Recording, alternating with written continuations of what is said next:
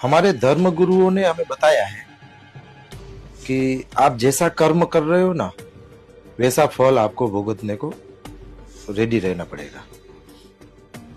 और ऊपर जो भगवान बैठे हैं ना, वो बुक में लिख रहे हैं कि आपने ये काम अच्छा किया, ये काम गलत किया। देखो, एक बात है कि जो काम हम कर रहे हैं, गलत काम कर रहे हैं, उनकी सजा तो हमें मिलेगी ही मिलेगी, वो तो 100% तय है।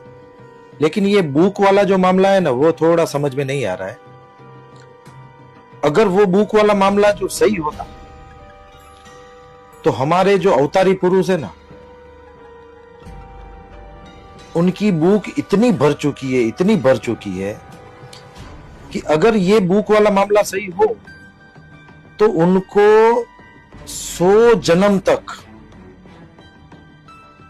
जन्म तक भगवान उनको जन्म देंगे, फिर जेल में डालेंगे, फिर दोबारा जन्म देंगे, फिर जेल में डालेंगे। करीब करीब वो 100 जन्म तक ये करेंगे ना, तब उनका जो पाप है ना, वो क्लीन होगा।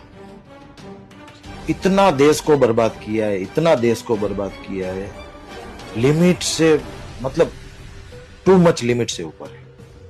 वो कैसे है ना, वो एक दो पॉइंट में आपको बता देता हूं, समझिए।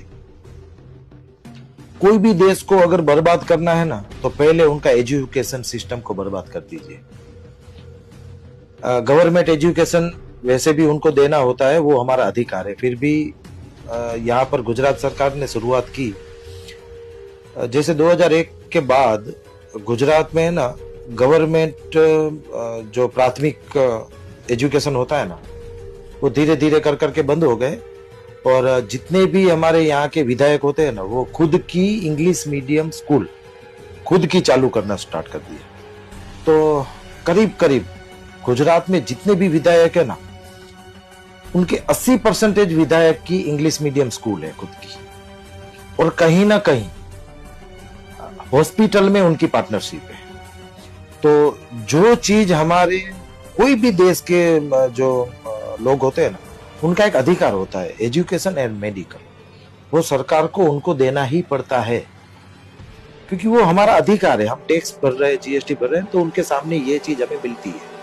तो उसमें क्या होता है, गरीब और अमीर के बीच में जो डिफरेंस हो जाता है ना, वो एजुकेशन सिस्टम से ही खत्म हो जाते हैं। सबको प्राथमिक एजुकेशन सबको फ्री में मिलता है, और सबको उसी एरिया में जो स्कूल है ना, वहां पर उनको पढ़ना होता है।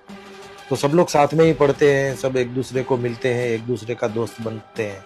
तो आगे जाके जो उनका भेदभाव है ना, वो नहीं रहता है। तो मोदी साहब ने क्या किया कि शुरू से ही उनका एजुकेशन सिस्टम जो है ना गुजरात का, वो खत्म कर दिया। अभी पूरे देश का खत्म हो रहा है। तो शुरुआत यहां से हुई। फिर बाद में क्या किया, जितने भी गवर्नमेंट के कंपनियां हैं, वो धीरे धीरे धीरे करके वो प्राइवेट कंपनी को दे दिए।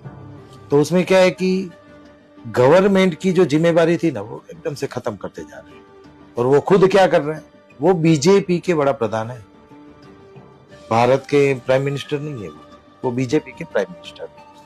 आप देखो ना, वो 365 दिन में 300 दिन तो उनकी इलेक्शन कैंपेन चलती रहती है, विदेश के दौरे रहते हैं।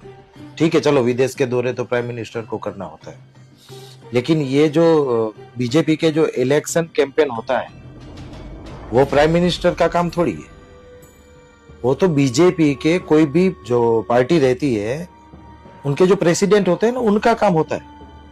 आपने कभी मनमोहन सिंह साहब को देखा था रैलियां करने के लिए? कई एकदम से, मतलब 2-3% की होगी, बाकी उसने पूरे 365 दिन रैलियां नहीं की। तो ये इतना बड़ा प्लानिंग के साथ देश को बर्बाद किया है। या हमें लग रहा है कि उनकी या तो ना समझ होगी, या तो जानबूझ के किया होगा। तो इतना बड़ा पाप कर दिया है सर आपने। करीब करीब हमें लग रहा है 30 साल तो आपने भारत देश को पीछे धकेल दिया है। अभी भारत देश को डेवलपमेंट होने में और 50 साल लग जाएंगे। चाइना हमारे सामने इतना तरक्की कर गया, इतना तरक्की कर गया। तो आज से 30-35 साल पहले तो दोनों देश जो है वो पैरेलल चल रहे थे। अचानक से चाइना ने इतना डेवलपमेंट ग्रोथ कर दिया, और भारत देश बिल्कुल धीरे धीरे कर करके पीछे चला गया। वो यही कारण है, आपने हर एक चीज उसमें शुरुआत में एजुकेशन,